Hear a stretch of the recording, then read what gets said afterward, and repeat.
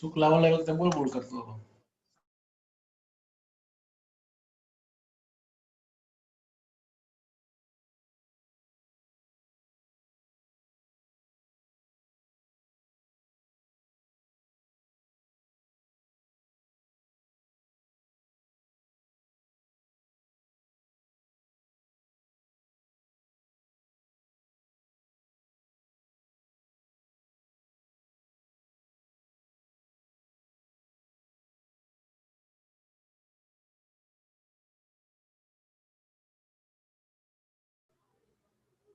Hello.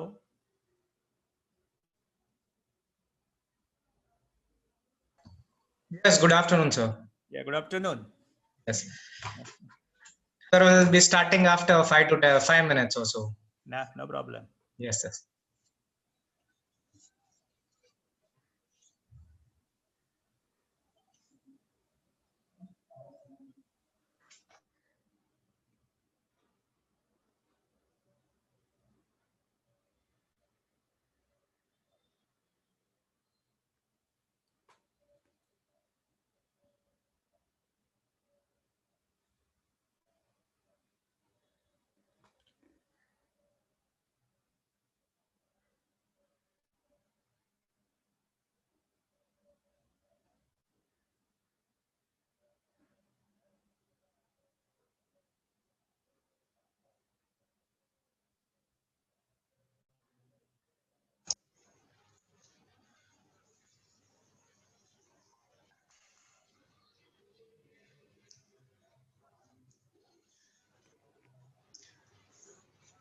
So, very good afternoon to all the participants. We welcome over here our today's session expert, Mr. Bhavin Shah. Mr. Shah has been a founder and CEO of SQV Consultants. He has been remained active in the field since long time, and he is having a unique experience of working in the specialized consultancies firms like VMS and L&T Chiyoda. He started the journey as a structural engineer and reached to the top management level where he founded his own establishments. So he has across a very large amount of the efforts and has made his dream success by contributing the excellence in the knowledge into the practical field of the civil engineering. He has conducted many technical sessions. This is something I would like to share with all the participants, that this is a rare quality that we found in the practicing people, because Mr. Shah has been involved in deliberating his technical attributes, his excellence. He has been sharing all his experiences frequently with the academia and the other junior practicing people. So it's a very good quality we must appreciate of Mr. Shah. And he is currently, see, it shows his interest also.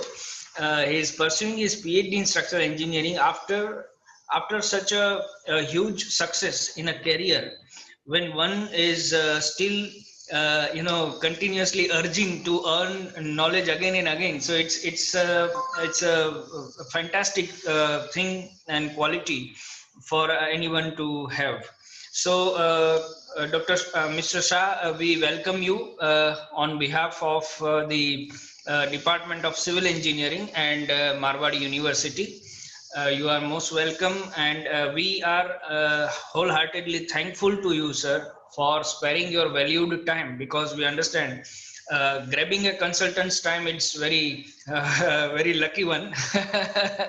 And I think, sir, you can unmute yourself and please join us in this welcome note. Yeah. And now, without wasting much of the time, because the participants will be eager to listen to you, sir, as an expert. Yeah. And before I sign off the stage, I would like to share with Mr. Shah that, sir, we have organized this FDP keeping the balance in mind between the academia as well as practice. Okay. So I think you'll also agree with us that it's essential to balance between these two paradigms. Like on one hand we have theory knowledge, and on the other hand we have practices. Right. And there is a gap, definitely, and we all know that there is a gap, but how to fill them? So I think this is a better platform to share the practical aspects along with the academic knowledge. And in this series we have a 7 days workshop. So in this series we have invited the field experts like yourself and the academicians from IITs and NITs. So sir, it would be a very great journey which I assume at the beginning. Today we had an inaugural session also, and now we are at the third session of this first day's series. So sir, we are proud to have more than 200 participants, sir. So out of that 150 are from the academia, and almost 50 60 are from the field also. So that will also raise some questions meanwhile when you start delivering. So definitely we have kept one question answer session. So all the participants, as usual, we request everyone to raise their questions in the chat box. At the end of the session, we'll take it one by one with the help of Mr. Shah. So thank you, sir, once again for sharing your valued time with us. And now it's all yours, sir. I'm signing off with a welcome note again. Thank you, sir. Over to you, sir. Yeah. Okay. Thank you for the nice introduction. Yeah. Yes, sir. And once again, thank you for inviting me and giving me this great opportunity to interact with academicians as well as the practicing engineers. And as you rightly told in your welcome speech, that there is a huge gap between the industry and the academics.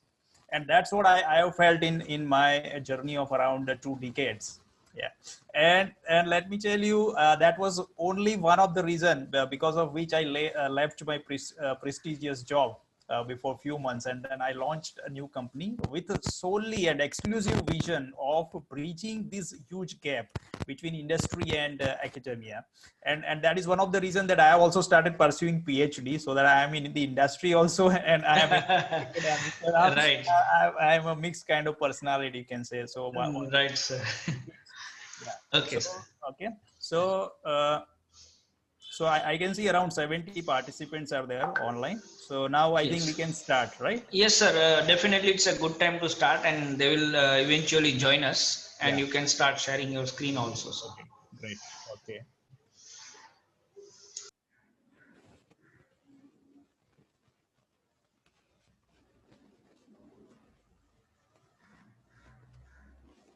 So I hope my screen is now visible to you.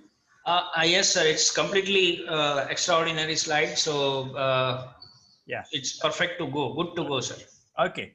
Okay. So the topic what I have taken for today's talk is buckling restraint braces for retrofitting of the existing structures. Now, this is the topic on which actually I'm pursuing my PhD.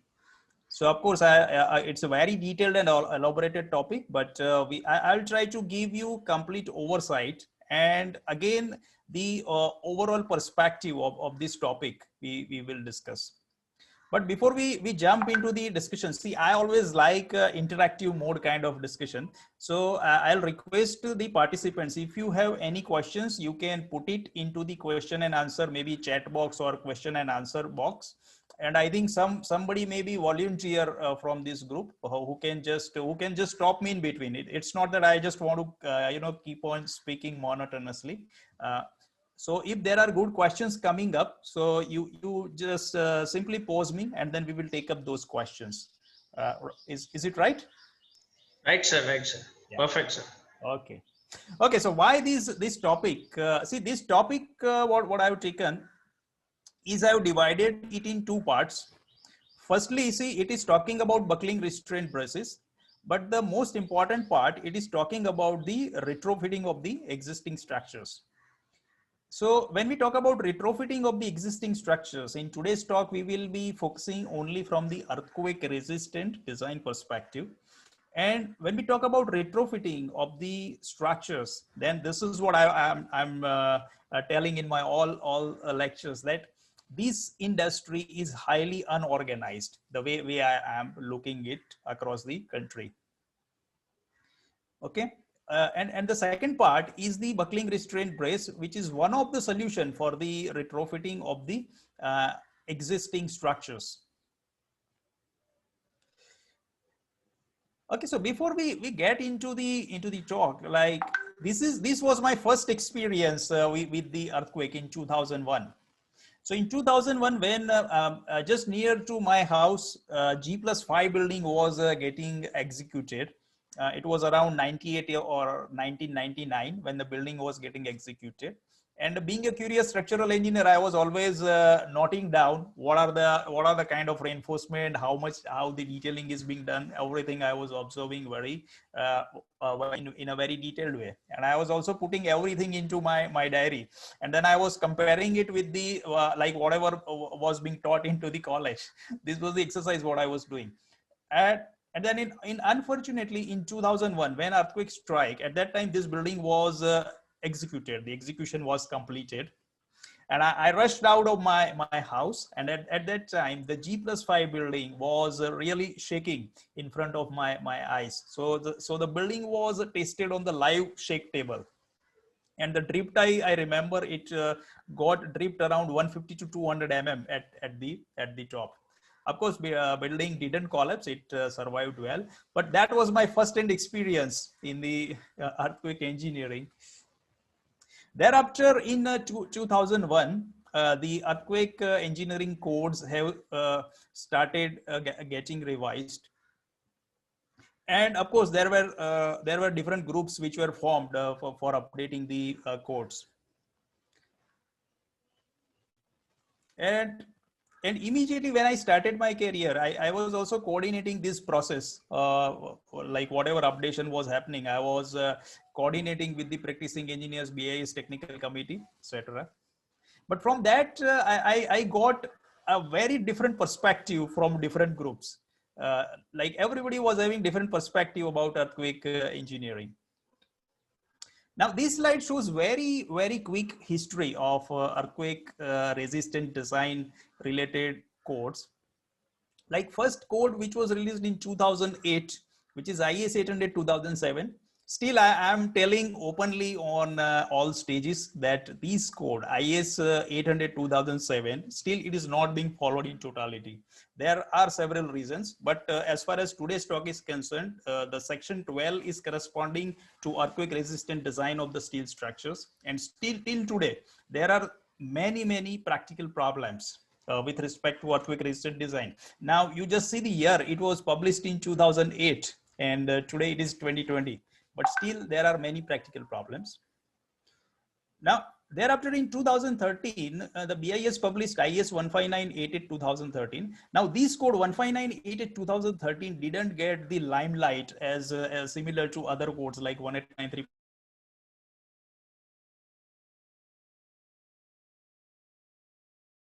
To focus our talk on this, I'll give very quick overview about this code 15988 2013, because it is specifically talking about the processes for the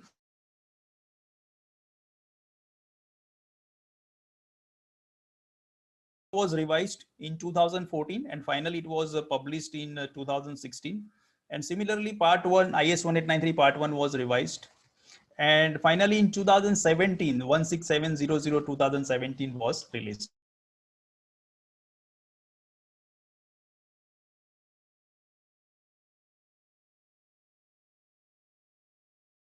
15988 2013 is exclusively speaking about retrofitting of the existing structures. And now this is what I see, that we are now transferring from the force controlled philosophy to a displacement control philosophy in our earthquake resistant design approach.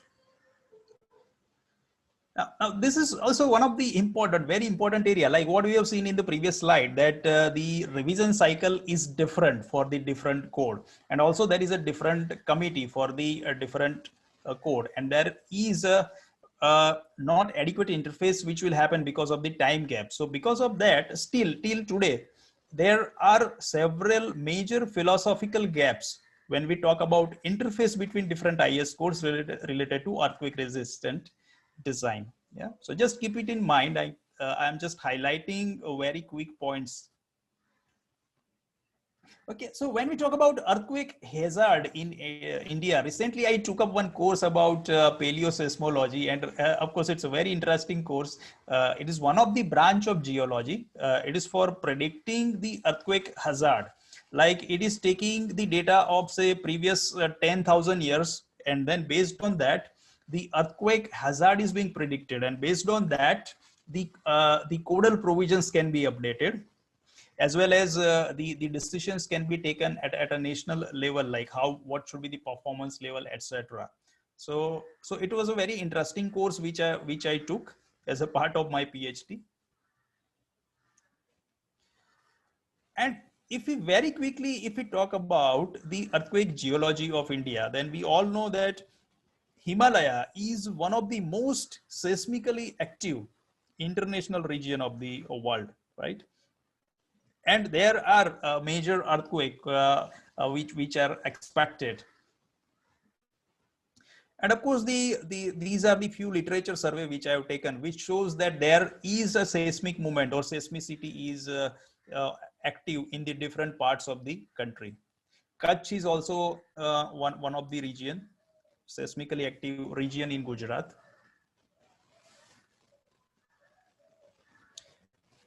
Now, if we quickly talk about the current status in India, that India has already witnessed devastating earthquakes in past, right? And it can witness even higher intensity of earthquakes in the future. Now also the Indian standard codes, like what we have seen in the previous slides, those standards related to earthquake resistant design are also getting revised in a process of aligning our standard to the global design practices. Now, this is a very important area, which I think you must be knowing, but let me highlight with a couple of more minutes, that if we talk about, let us take any standard, let's say IS 1893 2002, and now it was revised, let's say in 2016. So typical cycle is around 15 years, say 10 to 15 years. Now, within 10 to 15 years, when we are trying to align our Indian standard code to the global design practice, what is happening, there is a very big shift which is happening, because we all practicing engineers have to take a shift of say 15-year practice. And I think that is one of the area which is very important, which I have highlighted here. Now, also there is a micro zonation happening across the country right now based on the seismic hazard, and I think paleoseismology is one of the branch which is helping it out. So what is happening with all these, that with let's say with the revision in the IS codes, with the revision in the, let us say, seismic hazard of particular region, the existing structures are required to be evaluated with respect to the latest Indian standards for the earthquake resistant design. Because it may happen, let's say I have designed my structure in 1960 or 1970, let's say. So and if I'm checking that structure right now with respect to the latest and current provisions, so there may be many deficiency probably in the structures for which it is required to be retrofitted. And I believe that there is a huge requirement for evaluation and retrofitting of the structure from the perspective of earthquake resistant design across the country. Of course, there are other areas like corrosion and other things which I am not focusing right now, because our whole discussion will be focused on the earthquake resistant design in this talk. So when we talk about earthquake resistant design, it is having a three pillar in my opinion, and I always tell my team that this is the way you must see that it is comprising of design, detailing, and execution. Meaning, if design is done properly, but if detailing is not done, or let's say design and detailing is done, and then if execution is not done properly, then the whole purpose, whole intent of earthquake resistant design will be lost. So whenever the earthquake resistant design is being approached, it has to be seen in a holistic approach, including all these three pillars. Okay, so let us come to our first part of the talk now, which is the retrofitting of the existing structures.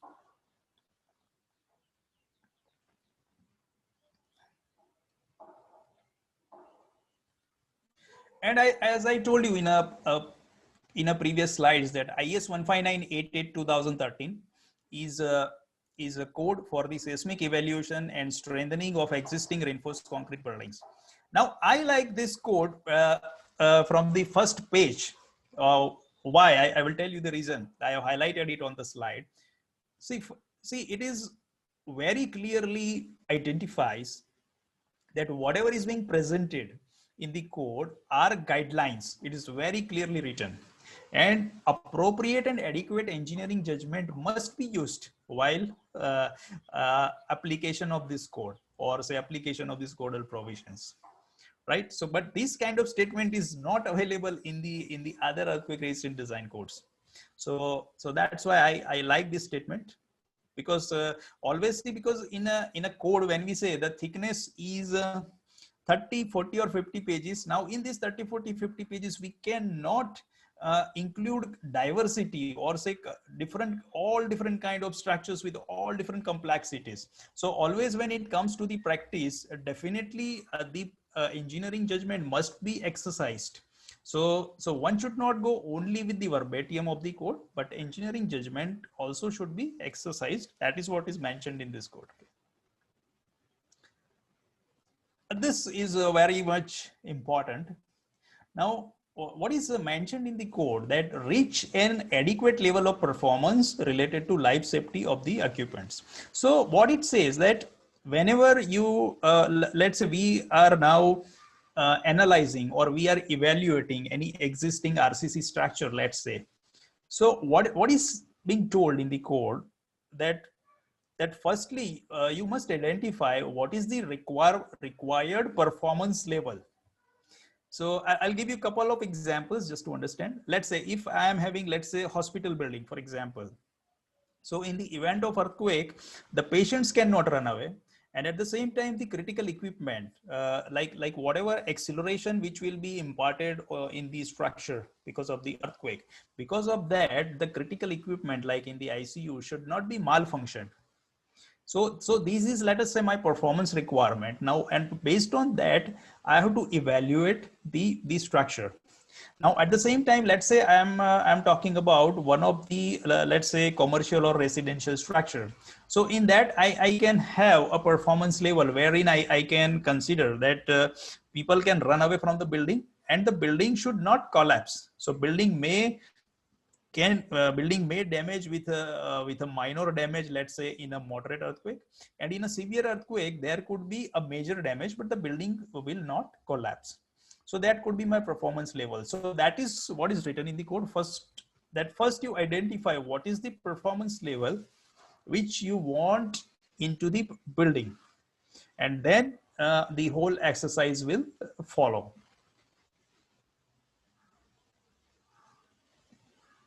This standard particularly concerned with the seismic evaluation and strengthening of the existing building, and it is intended to be used as a guideline, right? The seismic performance of existing buildings is evaluated in relation to the performance criteria of a new building. So whenever I'm, for example, I'm checking the existing building, so all the criteria which are applied to the new building, that will be also applied to the existing building also. But there are few parameters which are changing, so that we will discuss in the subsequent slides. Now the modification to seismic forces as given into IS 1893 and to material strength will be applicable to both preliminary and detailed assessment described in this standard. So this is a very important part, which is a lateral load modification factor for the reduced usable life. Because let's say when I am checking the strength of any existing building, and the building was constructed, let's say in 1970, for example. So now, and I'm rechecking my building, let's say in a today's scenario, for example. So first of all, what we have to find out that what is the residual life available of the structure. So, and based on that, there is a lateral load modification factor which is given. So based on this factor, we can reduce intensity of the earthquake load, because whole earthquake load is actually derived based on the probabilistic approach, right? Now, when I consider that my service life or building service life is already reduced because the majority life is already over, let's say, for example. So code is giving a major relaxation for reduction in the lateral load for the existing building. Of course, there is also the cap is also mentioned that in no case it should be less than 0.7. So at least 70% of earthquake should be considered as if it is a new building.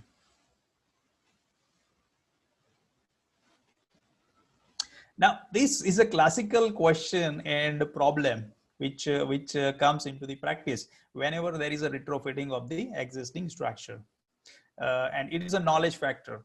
See, the many projects were coming to us, the client came to us that they want to retrofit or they want to evaluate their building for the earthquake resistant design. And then the next question from our side will be, okay, you please supply us the design calculations, drawings, etc. And then answer is, it is a 30-year-old building. Now we do not have any record. And this is a classical problem everywhere, because whenever the retrofitting is attempted, definitely it's a very old structure, and whenever the retrofitting is being attempted, the management would have been changed and the people would have been changed, and now there is no proper documentation, no proper record. So that's where the code identifies a very good thing. It says the knowledge factor. So for example, let's say I do not have any knowledge or very little knowledge of the structure, then I have to use factor as a 0.5. So 0.5 will go in a denominator and my force will be actually doubled. And this is the most ideal case where I have all details available, then that knowledge factor is 1. Now code also gives the intermediate value like 0.6, 0.7, 0.8, 0.9. And for all these values, the different cases or different details are identified in a very details in the code. So right now, what I am talking right now is a very, what I would say, very superficial details about the code. You can always go back and have a look into the code for the more details. But this knowledge factor concept is a very good, which I liked it, because when in the majority of the cases, we might have the factor value maybe between 0.5 to 0.8. Okay.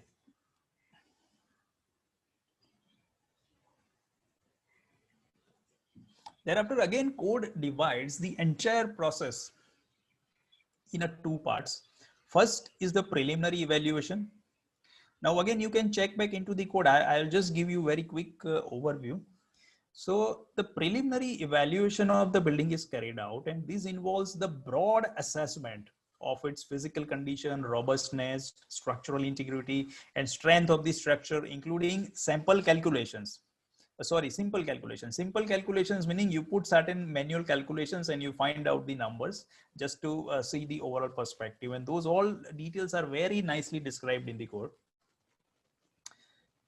This is very, very important area. Like whenever I've seen, see generally, let's say the typical building has to be retrofitted, and then there is a call from a client that you please come and visit the site. And then the engineer is going for a site visit, and then some report is being prepared. But these code is detailing out, like whenever suppose a ex engineer is going to the site, then what exactly needs to be checked. So very detailed checklist is given. I have just taken a few details from there. So let's see quickly the general information which should be gathered: number of stories, dimensions, year of construction, structural system description like framing, vertical, lateral force system, etc., building type, site classification, building use and nature of occupancy, adjacent building, potential pounding and falling hazards, even general conditions, architectural features, geological site hazards. Very detailed details checklist, kind of checklist which is given, which is a very handy for the engineers who is visiting the site.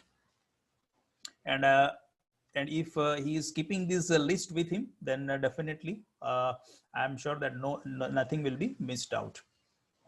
And thereafter site visit, the preliminary evaluation will be worked out. Now preliminary evaluation is also divided in two parts. One is the configuration related checks and another is a strength related checks. Configuration related checks is like what is a load path, redundancy, geometry, weak story, soft story, torsion, adjacent buildings, etc. And when we talk about strength related checks, then what is the shear stress in reinforced concrete frame columns, shear stress in the shear walls, axial stress in the movement frames, etc. So these are the two kind of checks: configuration related checks and strength related checks, which needs to be performed in the preliminary evaluation. Even in the preliminary evaluation, these conditions are mentioned. Like if my building fails to comply with the requirements of preliminary evaluation, okay, then naturally I have to go for the detailed evaluation. But there are other conditions also mentioned, that if my building 6 stories or higher, I have to go for detailed evaluation. If there is a liquefiable soil, I have to go for detailed evaluation. And if building is located near active faults, let's say less than 15 kilometers, then I have to go for detailed evaluation. And this is the most important part: inadequate connections. That means if there is let's say ductile detailing which is not followed, and in the majority of the cases it will happen like this, that the connections will not be adequate with respect to the latest standards. So in that case we have to go for the detailed evaluation, right? So that's what, if these are the conditions, then a building is recommended to undergo a detailed evaluation.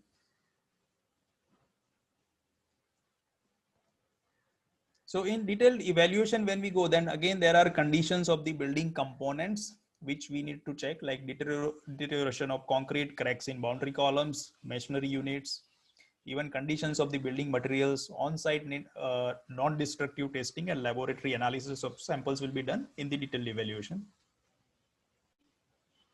This we have seen that there are two factors which will be applied. One is the knowledge factor, and the second factor is the factor for reduced usable life. So by using these two factors, we'll be able to derive the earthquake load for the structure which is under evaluation. Okay, this is also very interesting slide. Like you must be knowing that stiffness modifiers were introduced in IS 1893 part 1 2016. But firstly, it was introduced in this code in 2013. And right now there is a big amount, a very big confusion which is happening in practicing engineers. Like stiffness modifiers, when you see in IS 1893 part 1, those are different. In IS 16700, which is for tall building, those are different. Of course, majority, I don't know how many engineers are aware about this table, but this table is also giving fairly detailed. I think this is the most exhaustive as compared to 1893 part 1 and 16700. The stiffness modifiers which are given in this table are most exhaustive, and I think more rational also. And this is the acceptability criteria in the detailed evaluation. Like all critical lateral force resisting elements have strengths greater than the computed actions, and the drip checks are satisfied. And second condition, which is very important, like what we discussed in a previous slide, that the ductility and detailing of structural members.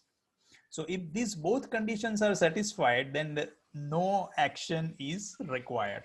But rarely these both conditions will be satisfied simultaneously, right? Now it can also happen that my few elements, or like in my entire structure, only few elements are not meeting the above mentioned requirements, right? This critical lateral force resisting elements, that is the first requirement, and then this connection requirement. So let's say only few elements are not meeting this requirement. So for that also very good instructions given in the code. So then it is suggested that we have to perform a non-linear analysis, and based on that, we have to verify that these few elements doesn't trigger to the progressive collapse of the structure. So, and if they do not trigger to progressive collapse of the structure, then definitely the what I would say, the strengthening is not required. But if these elements are critical, or rather if these elements are being found critical in those advanced analysis, then definitely the retrofitting is required for these elements. So after performing the basic evaluation, preliminary evaluation, detailed evaluation, now these are the seismic strengthening options and strategies which are given in the code. Of course, I have made it in very concise and very short slide, but you can refer in a very detail into the code. So the overall aim is to increase the redundancy of the lateral load resisting elements to avoid collapse and the overall instability. This is the overall aim, right? So these could be whenever we talk about strategy of retrofitting, it could be a different level. It could be at a different level, and of course that that will come out from the basic evaluation, detailed evaluation what we have done. Like strengthening at local member level, there may be eliminating or reducing the structural irregularities itself. Meaning, let's say my structure is highly irregular from in a particular irregularity. So to make it safe from the earthquake resistant design perspective, we may attempt towards eliminating or reducing that irregularity by certain means, so that structure becomes safe. And third category is strengthening at a structural level, right? So when we talk about this kind of strengthening, so what it comes out is there could be supplemental damping and isolation could be one of the technique. There may be a jacketing of the columns, or there may be addition of reinforced concrete or shear walls. And one of the option is buckling restrained braces. So that's what we will be talking now into the second part, right? So before we jump into the buckling restrained braces, are there any questions which are popping up? So if there are, we can take few questions before we take up the second part.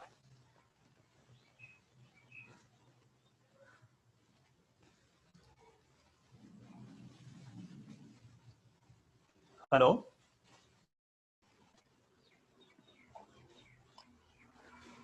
Yes, sir. As of now, there are no questions. So Okay. whenever the participants will be asking, we'll be discussing them at the last. Okay, no problem. Yes, sir. Okay. So then let us move to the second part, which is a very much interesting part. So whatever we have discussed right now is the overall methodology, or rather what should have been the overall methodology for the retrofitting. So right now what is happening in the practice that see, जहाँ पे भी कुछ problem लग रहा है तो directly वहाँ पे रिपेयरिंग मेथोडोलॉजी डायरेक्टली वहाँ पे सजेस्ट की जाती है, but I have seen that there is a major problem and it is actually not serving any purpose. So whatever process we have discussed, it is very detailed, and I think this is what must be followed across the country for retrofitting of the structures. And whenever we are doing retrofitting of the structures, there are many options available, but out of these, buckling restraint braces is one of the option. Now let's say how what is buckling restraint braces and how it is useful. So before we talk about buckling restraint braces, which is also known as a BRB in a short form, First, let us have a very quick review of the existing structural system. So when I see, when I was designing the structure since last 20 years, so this is what the questions which were coming to my mind, which I have mentioned here. And of course, same questions I could get from the literature survey also. See, when we talk about the moment resisting frame in isolation, let's say that it doesn't have any shear wall, it doesn't have any pressing, then it is too flexible to meet when we have to meet, let's say, very stringent drift requirements, right? And the second system is, let's say, the shear wall. So whenever I'm putting a shear wall in my building, then my building is becoming too stiff. Now it is actually against the concept of the earthquake resistant design, because my building should have been actually flexible, and it should absorb more energy, right? The third category of system is the bracing. Let's talk about a steel structure, typical industrial structures wherever we have a bracing. Okay. Now, I'll give you a very quick example of a silo supporting structure, which was having, let's say, 30-meter height and having a 1200-ton silo, which was supported. And when I was designing the structure, what was happening? The bracing, of course, definitely because of the higher mass, my building is going to be what I would say going to get governed in the earthquake resistant design only. Now, there is a substantial difference between the axial tension capacity of the brace and the compression capacity of the brace. So let's say I have provided a cross brace, okay, to resist the earthquake force. So the brace in one cycle, it will be, let's say, it is in the tension force. Now, since the tension capacity is very high, I will get a size of brace very less. But in the reverse, whenever the earthquake force will come into the reverse cycle, now the same brace will come into the compressive force. Now there is a huge difference between the compressive force, compression capacity of steel member, and the tension capacity of the steel member. So because of that, what will happen? I will have to increase my brace size. And when I will increase my brace size, what will happen? My structure will become more stiff. And because of that, its time period will decrease. It will attract more seismic force. And because of that, again, the size of brace will increase. So the vicious circle will go on. So always I was having this question in my mind that there has to be certain or more structural system, which should be in between kind of a shear wall or say this conventional brace or moment resisting frame. And every time when I was designing the structure, these questions were popping to my mind. Okay? So this is a quick review of the existing structural systems which we're using presently. Yeah, that's what I mentioned. This is the thought generating in my mind. Like I designed many challenging and complex RCC and steel structures in diversified industries like oil and gas, thermal power, renewable energy, even manufacturing industry within India as well as outside India. And while designing all these structures with respect to the seismic codes, always that was a thought which was triggering in my mind that some solution should be there. Now, while attending one of the workshop at Japanese based Society of Seismic Isolation, I came across this technology, buckling restraint brace. Now, essentially, what is buckling restraint brace? In a very simple terminology, I will tell you, this brace is having a similar capacity in a tension and compression. This is the way the bracing is designed. Okay. And the invention is also happened from that concept only, that my brace should have a identical capacity in tension and compression.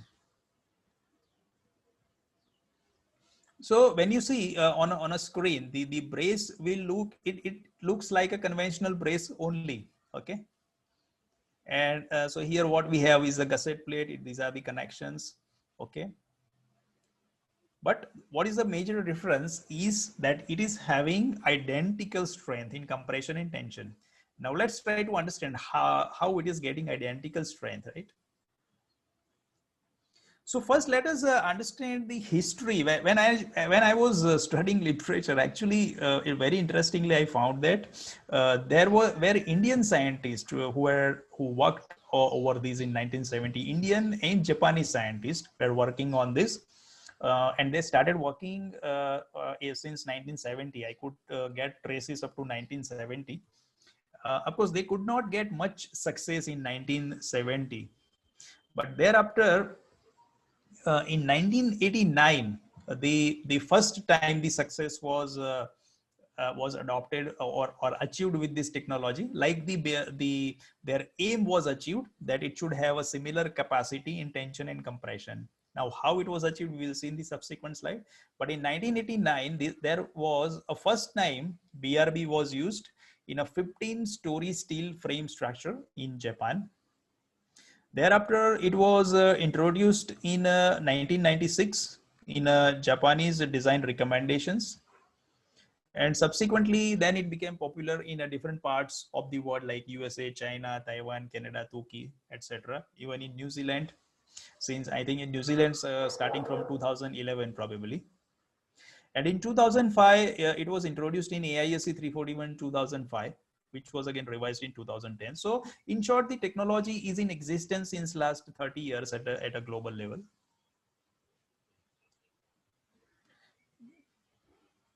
There are numerous studies actually being done across the globe for BRB when I was referring to the different literature. And still, this is one of the area of the interest or research for the earthquake resistant design.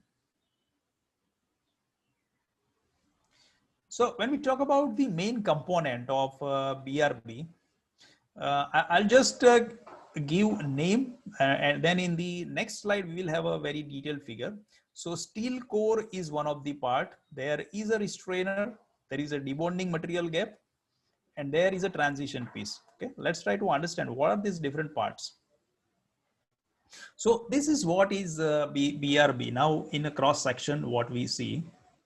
See, this is what we can see that the central part, which is my core part, that is the main part, which is taking the entire tension or compression force.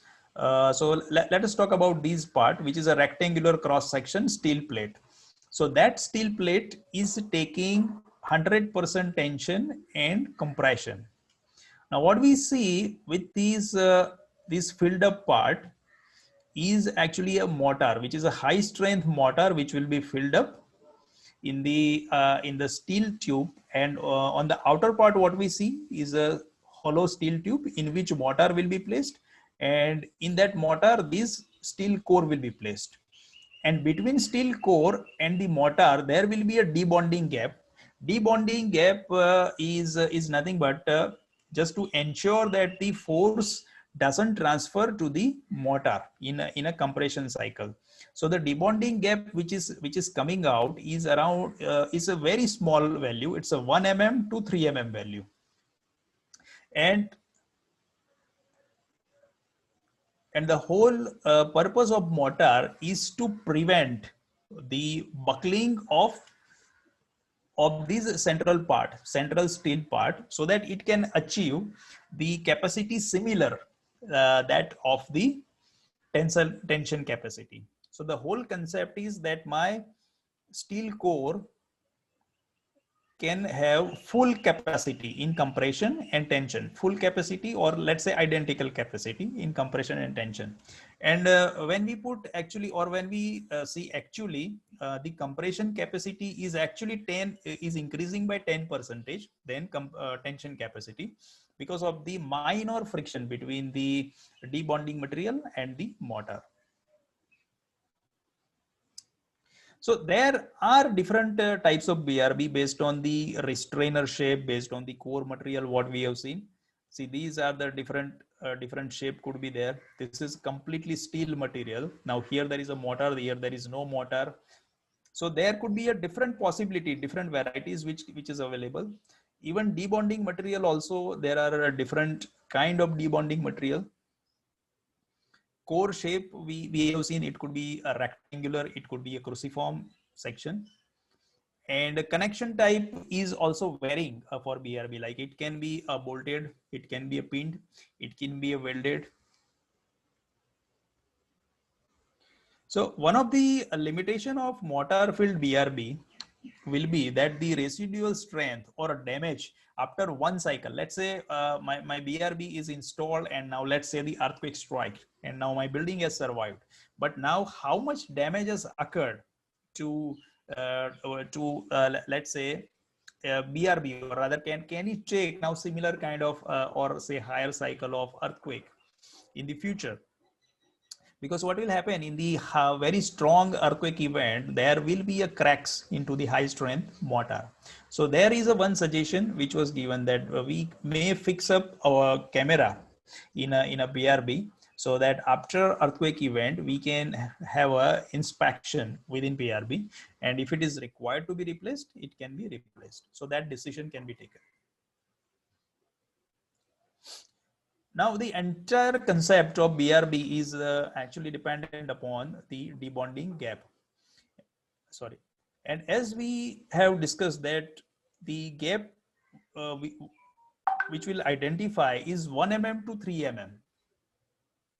So very, very strict fabrication control is required. So for example, let us say with theoretical calculation, I am getting, let's say, debonding gap 2 mm.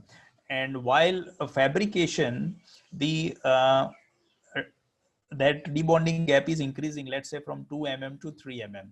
So that will affect adversely the entire performance of the BRB. So this is very important and very critical parameter from the fabrication point of view. And you can see the number 1 mm to 3 mm. So very, very strict fabrication control is required. Okay, now what we see on the screen is the first application of BRB in 1987 in Japan, G+15 building, what we were discussing. This was the first application. Here are a few pics of the BRB, and this was the full scale testing of the BRB. So quickly, if we talk about the overall design philosophy of BRB, then my restrainer is nothing but the outer hollow tube, doesn't allow first mode flexure buckling of core. That means my restrainer should not buckle. So restrainer capacity should be higher than my central core part. Second, the debonding mechanism to allow for the Poisson's effect. So it is nothing but the debonding mechanism or debonding gap, whatever I have derived from the calculation 1 mm or 3 mm. So that has to be maintained strictly. And higher mode of buckling of steel core should not result into bulging of the restrainer wall. So that we will see in a figure in a subsequent slide. So essentially it is talking about that my restrainer wall should not buckle. Then global out of plane stability must be ensured, including connections. And the low cycle fatigue capacity should be sufficient for the expected demand, right? So this is overall design philosophy of the BRB. Now, restrainer design criteria, this was derived in 1988 based on number of experiments. And then based on the, in relation to the core part, the dimensions or geometry of the restrainer part was suggested. Okay, so these are the few pics wherever the BRB is being tested at a full scale. So here what we see is it is a local bulging failure, and this is the out of plane local bulging failure. So this is what needs to be prevented, right? And this is the overall design philosophy. So my restrainer should be stronger enough. This is one of the design criteria.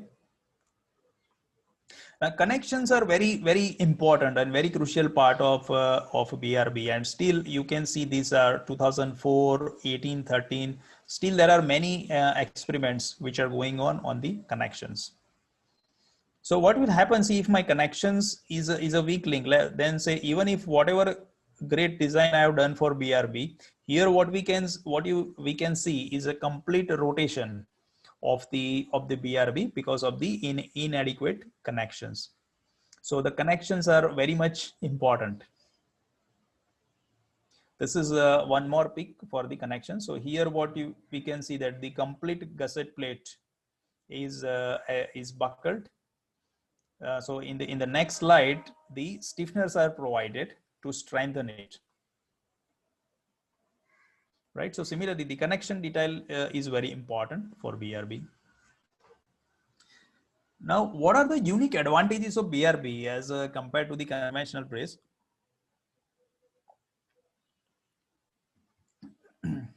The most important advantage is the BRBs have symmetrical hysteresis, since it has almost similar capacities in axial compression and tension. This is the very good, or the first advantage of BRB as compared to the conventional systems, right?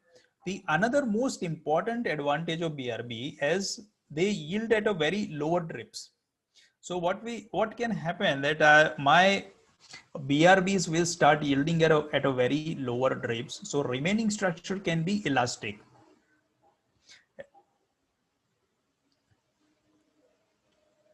The another unique advantages of BRB as compared to the conventional braces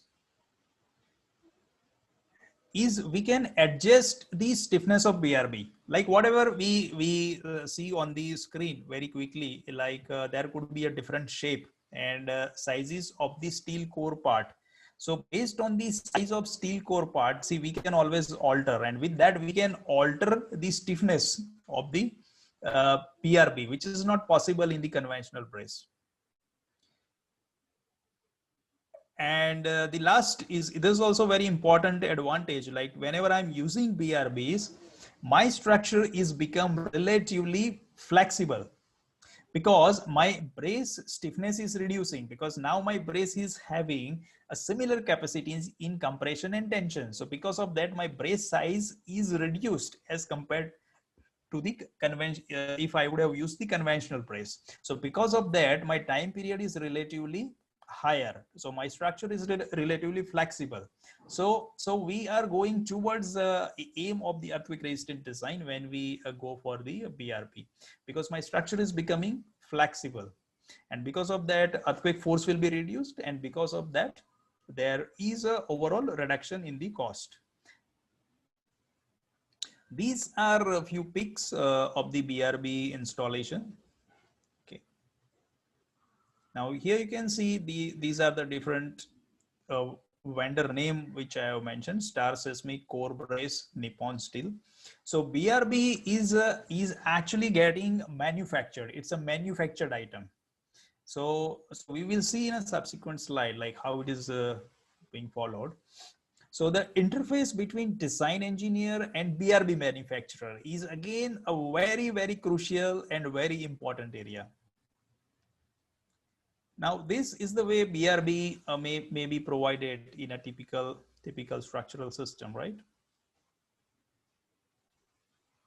Now, this is also one more concept which was suggested in 2011, which is a buckling restraint brace. So even my buckling restraint brace, now I am utilizing that as a column. So that is also one of the concept. Now here, what we see is the retrofitting. Like let's say this is my RCC structure, and now I am providing the BRB here. So here again, the connection part is a very crucial and very, very important.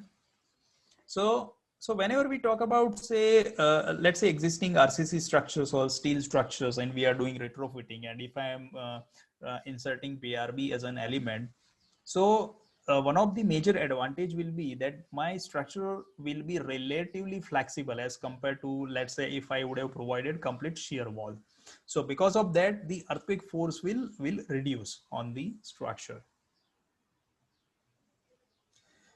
Okay, so this was very quick and brief understanding about BRB. Now, so there is a potential of using the BRB technology for retrofitting of the existing structures.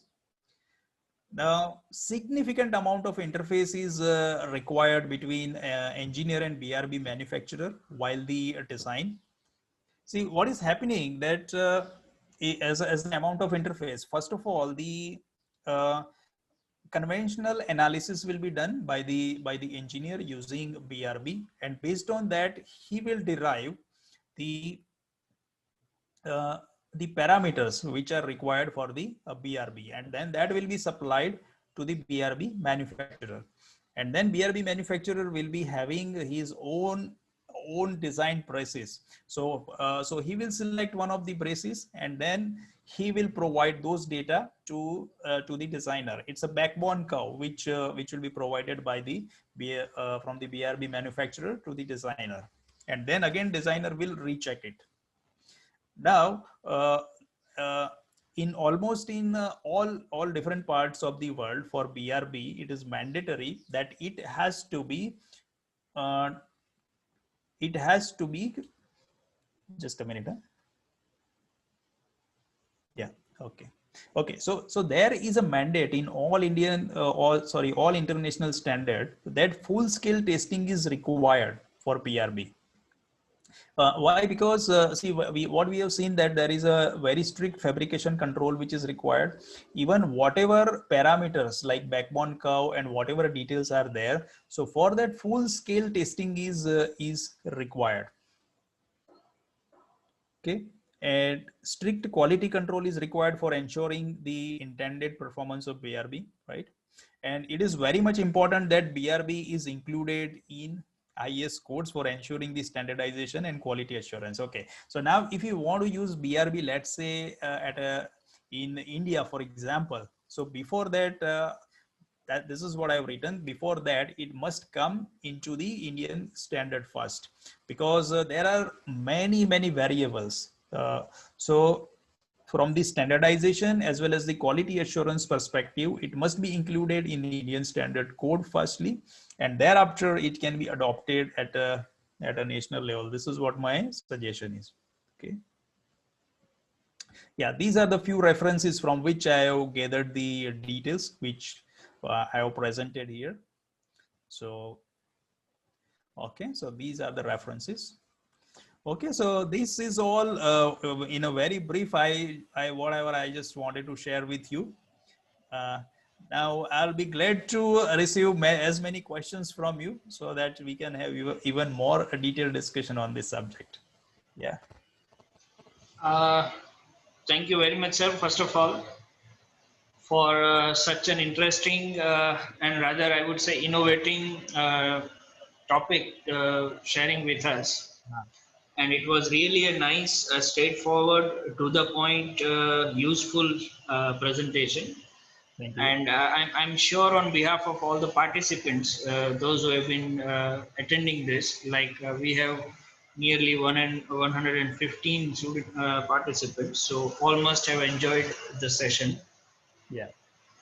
Sir, we can spot couple of doubts and questions. Like we'll take it one by one.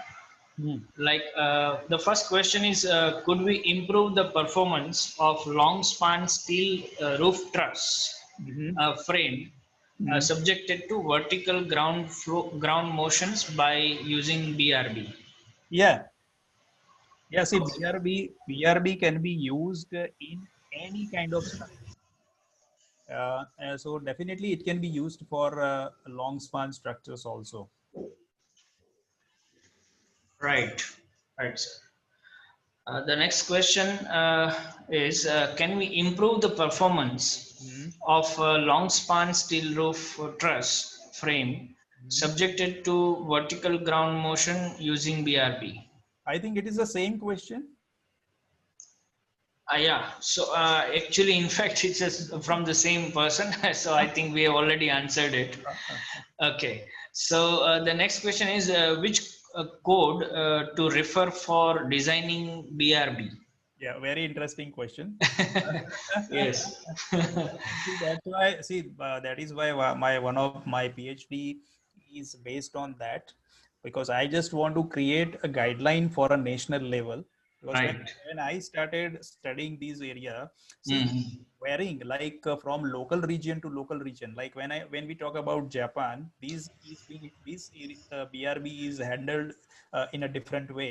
When we talk about America, USA, BRB is handled in a different way. Mm. So, Nice.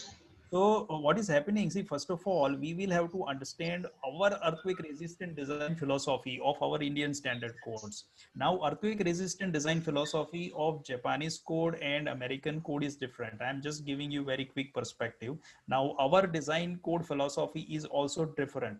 So when we are talking about BRB and when we are talking about earthquake resistant design. See, we are going to take our earthquake forces and everything, all details from our Indian standard codes.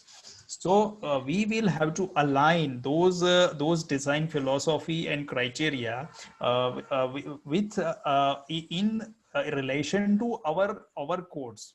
So directly, in my opinion, we cannot adopt any code and then we can start designing BRB in my opinion. And that is what my whole Mm. exercise, PhD exercise, is hinging around, wherein we can understand the overall earthquake resistant design philosophy of Indian standard codes, and and we can prepare our own indigenous guideline for Right. BRB. Right, sir. So I think the best, I mean, the better would be we need to wait for a while once you, as quickly you complete your PhD. So we are eagerly waiting for that. Right, So we'll be having some concrete guidelines with us, right, right, right? right. Okay. So the next question, sir, is can you please explain numerical modeling Hmm. of these braced structures in softwares such as ETABS or SAP? Yeah, good question. See, where if we talk about numerical modeling, then in my opinion, the pushover analysis is sufficient to Hmm. ascertain the Hmm. performance level. So you don't require to go for like non-linear dynamic analysis. I think up to pushover analysis, it is sufficient. Now, if we go into the specific software part, like let's say ETABS and SAP. So recently, actually, I purchased the ETABS for my PhD. It's an ultimate version, and there is a BRB which is given as an element where which Okay. we can model directly, right? Yeah. But the Uh-huh. most important part is that whenever we talk about BRB, see the complete backbone curve will be derived by the manufacturer. So there has to be very Hmm. close interaction with the manufacturer and whatever data we have in the software. So we have to calibrate those data and then accordingly we have to manipulate our design. I think that is the important part. Rest all design process and everything remains same. Yeah. Right, sir. Yeah. Sir, next question we have how BRB is connected to existing RCC structure, Yeah. and please provide some details and connection details. Yeah, yeah, it's a very good question, and I think that is one of the limitation. But there are again research is happening, and there are case studies also wherein this connection is being done. So this is one of Mhm. the graphical representation. This is you what you see is the post tension bolts which are provided, and then post tension bolt there is a gusset plate, and through gusset plate the BRB is connected. So this is one of the typical connection. But of course it varies from structure to structure, and then we have to see the constructability aspect. But the most important advantage in BRB that we don't require a cross bracing. Only one bracing is sufficient. So here what we Mhm. see is it is a RCC frame, and here what we see is the BRB. So because of since I can provide only a brace in a one direction, so my connection number are reducing, right? Mhm. True, sir. Yeah. Yes, sir. Sir, we'll take another question. What are the other parameters other than the backbone curve? Okay. Uh, what are the other parameters? Other than the backbone curve? Uh, which will be see, there are many parameters. Like, are you talking about buckling restraint brace design, or just the interface between the design engineer and BRB manufacturer? Okay, so that is to be specified again by the questioner. Yeah. He has asked this. According to you, it's a little generalized question. So we request the questioner to go into the detail of the question, and definitely we'll get back to you once you specify what exactly you want to know out of this. Right. So we'll take up another question.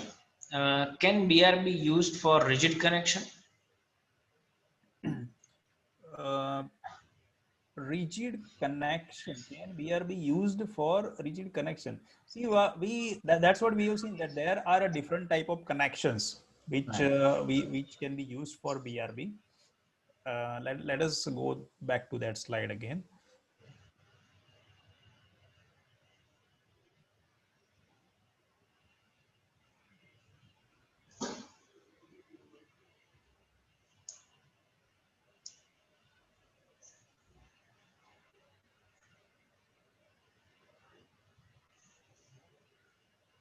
Okay, so this was the slide. So even see in connection also, what kind of R&D which is happening right now across the world, that they are trying different type of connections, and then they are testing the BRB. Now it can be rigid, it can be pinned. Now what I have observed in my short study about this BRB, that it varies from the manufacturer to manufacturer. So the connection design part right now, it is in the scope of the manufacturer. And I will just show you for your understanding, if I can get a couple of snap here. Yeah, okay, here. Now here, say this is the name of one of the manufacturer, and you see this connection. This connection is a pinned connection. Okay, and here you see this is a different manufacturer who is adopting a different connection. So right now, as a design practice, the connections are included in a scope of the manufacturer. But but it is very much important that the design engineer also should understand, like how it will behave in the overall structure during the seismic event, right? Yeah. Okay. Okay, right, sir.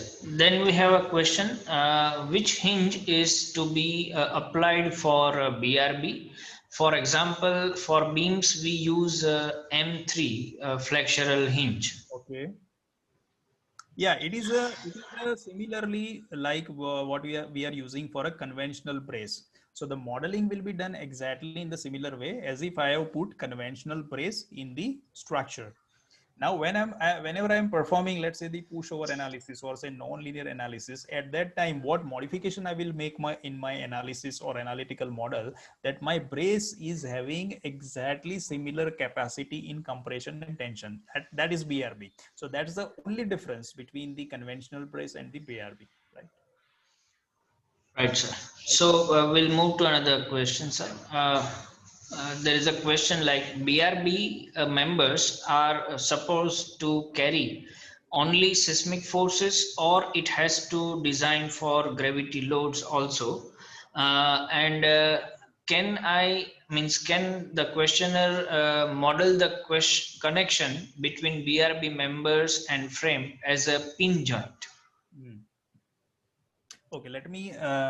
Okay, what was the first question? First part was BRB members are supposed to carry only the seismic force, or it has to design for the gravity loads also. Okay, let us answer this first question. Right.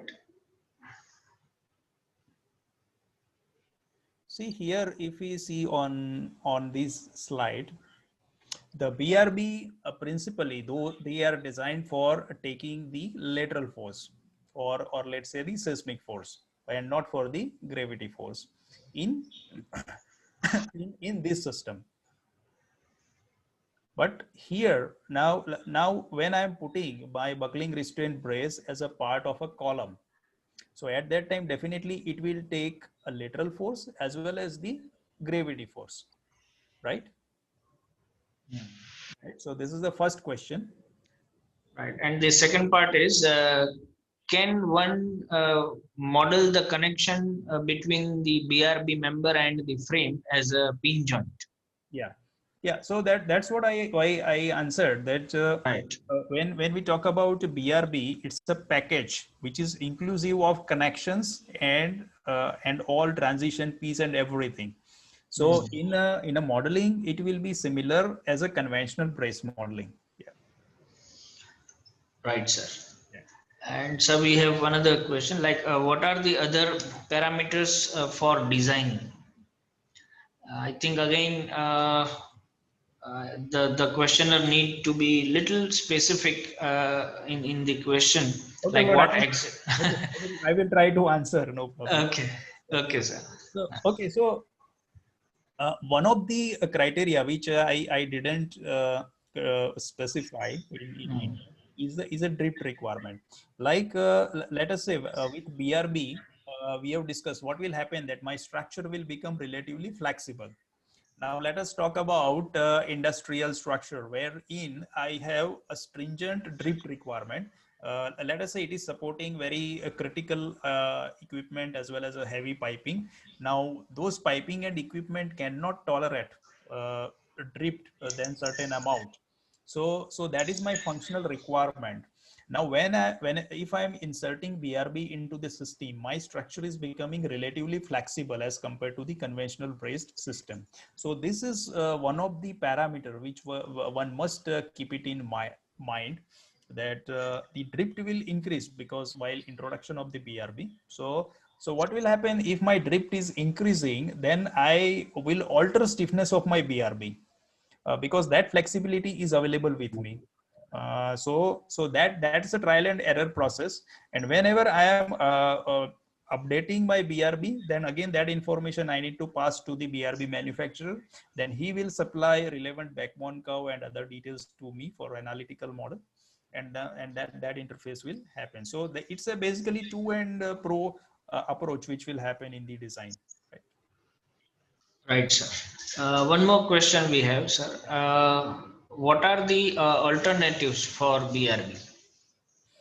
Alternatives for BRB. Right, sir.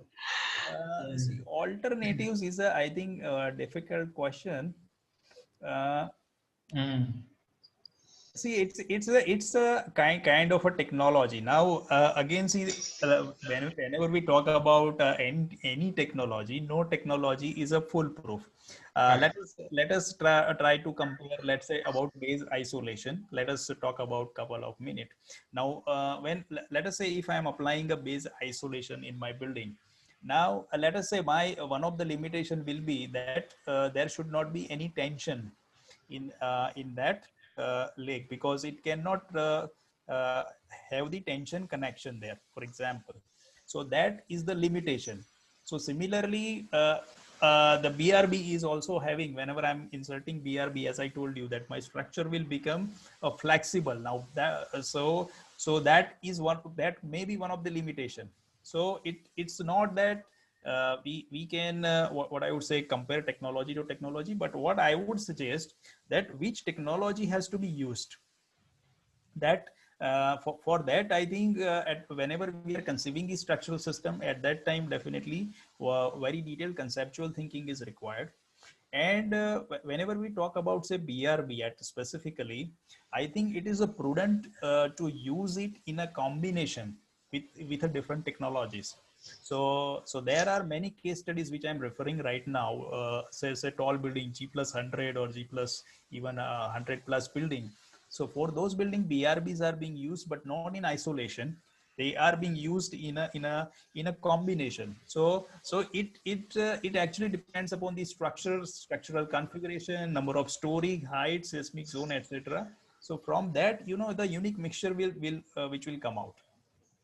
Right, sir. Right. That means to add to with sir's opinion, like methods and techniques are ever emerging, we can say, Yeah. and we should not be specifically sought for the alternatives.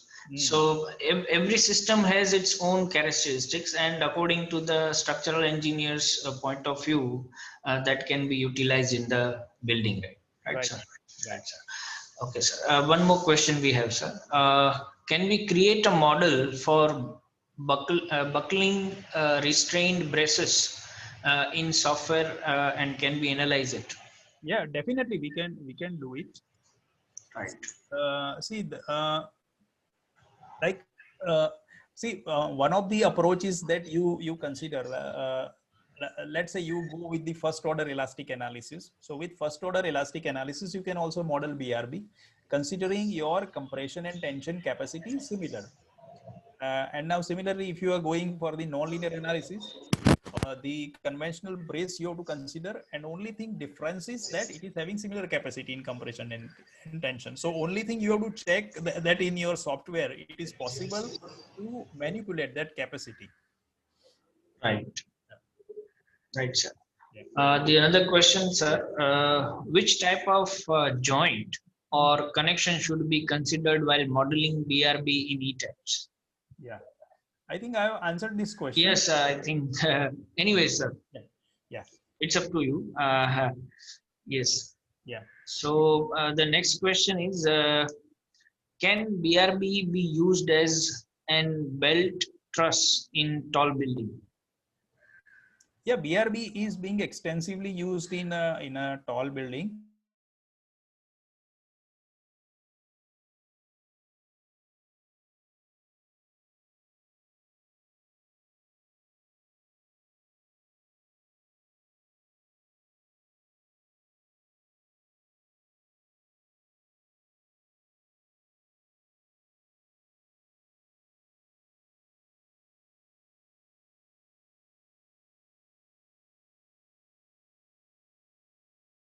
Not use BRBs. Achha, where we cannot use BRB. Yeah, Yes. one of the one of the limitation I told you that whenever we are introducing BRB in the system extensively, the structure is becoming flexible. That is one of the limitation. Apart from that, there are no. Again, uh, again, see now where, well, first of all, whether you have to use PRB or you cannot use PRB, it actually depends upon the structure. But for BRBC, I'm referring to many literatures that it is having extensive applications. Now it is, see, in one of the article which I was reading, that actually it was written that BRB's use is actually limited by the engineer's thought process. So it is having so many wide variety of applications where it can be used. In fact, it can be used everywhere, anywhere, because see, it is actually identical to our conventional brace. We are using, see, our conventional brace in all kind of structures. Now BRB is nothing but it's a value addition to our conventional brace. So whenever you can think about usage of conventional brace, you can simply replace that conventional brace with the BRB. Yeah. Right, sir. So I think we are done with all our questions here. One last question we have. Yeah. Belt truss is the questioner has come back to us, who has asked about the belt truss. BELT belt truss is a system which connects exterior columns at some specified level, say at some specific storage, to increase lateral load resistance capacity. Yeah. Okay, understood. So in that belt truss also BRB can be used. All right, right. And so can we use BRB as a truss? So that answer is already, question is answered by the expert. So I think, okay, whenever I, I scroll down, there is always a next question emerging. And there is the success story of your session, sir, that more the questions, better is the understanding. Yes. So we'll spare some one or two questions again. Sir, we have like, as we have a knowledge, another question, as we have a knowledge factor in the Indian Standard Code, what is your opinion on introducing an BRB implementation factor? BRB. Sorry. Can you please repeat the Yes, last? yes, I'll repeat the question. As we have a knowledge factor in the Indian Standard Code, what is your opinion on introducing an BRB implementation factor? So can we implement, I mean, can we introduce this BRB implementation factor? Acha. See, BRB actually, where I touched upon it in a little bit in my talk, that see whenever we talk about steel structure design, and in fact, we were claiming that we have used all parameters of IS 800 2007 in one of the structure in 2008. That's what we were claiming. But after 3-4 years, I realized that our claim was false because there were so many clauses, so many ambiguities. And there is a section 12, which I just touched upon, which is for the earthquake resistant design of the steel structures, right? Now, I'll just tell you the quick story. See, when I in 2008, my senior just came to me and he told me, Bhavin, you just referred to this section 12. It appears appears to be some controversial clauses. And let me tell you, if from 2008, I started reading it, and till today, in 2020, I'm receiving questions from the practicing engineers, and I'm answering them that this from my understanding. Now, while reading this section 12, there are different systems introduced, like ordinary concentrically braced frame, then specially concentrically braced frame. Now there is a EBF, which is a eccentrically braced frame. Now for eccentrically braced frame, it is written that specialist literature should be performed. Now in practice, I will tell you what is happening. They are completely misinterpreting this eccentric braced frame. For eccentric braced frame, there is a higher response reduction factor which is suggested in section 12. So, I have seen certain practicing engineers, what they do, they understood that if they provide a joint eccentric, so based on that, merely by providing eccentric joint, they can consider a higher response reduction factor. But that it is actually a false understanding. So what is required for those eccentric connection is required, and there has to be proper shear link between that detail, right? Now let's come to the BRB, because when I started studying, now why it is not actually implemented, or why it is not existing in India, because it is not mentioned in our Indian Standard Code. And in my opinion, it is very dangerous if it is being implemented without getting introduced properly into the code. True, sir. So definitely, it's a very important area. What question has been asked, that it has to be very properly detailed out into the our Indian Standard Code, and I think what I would say that very great amount of research and details are required. And one more interesting thing, which this is what I am thinking, that right now it is not being manufactured in India, BRB, but we must do our indigenous manufacturing within India, so that it becomes what I would say viable technology and cost-effective technology. So I think from that perspective, I think if we all can work together as from industry, academics, manufacturers, and then I think there is a greater way forward ahead, right? Right, sir. One more question, sir. Can we use this system for closely located buildings? Closely located buildings. Yeah, surely we can use it. There is absolutely no problem. Right, sir. And I think it's one more question. Can we use these type of systems for dynamic wind like bunker buildings boilers, etc. Yeah, so that's what I used a word that it is being actually limited by engineering thought process. So Hmm. whenever you are using a conventional brace, simply you can replace your conventional brace with this technology, because this is actually value addition to the conventional brace. So it can be used in any kind of structures. Right. Oh, all right, sir. So many participants are showing their gratitude and sense of thanking you, sir, for in written. They have also messaged us that it was a really great session by you. Yeah. So on behalf of all the participants and the Department of Civil Engineering, as well as the university, Marwadi University, Yeah. and on behalf of Atal Academy, sir, we are very much thankful to you for sparing your time for us and giving us such a innovative and in-depth knowledge on this unique topic, rare topics. Yeah. So it was a nice experience talking to you, listening to you, sir.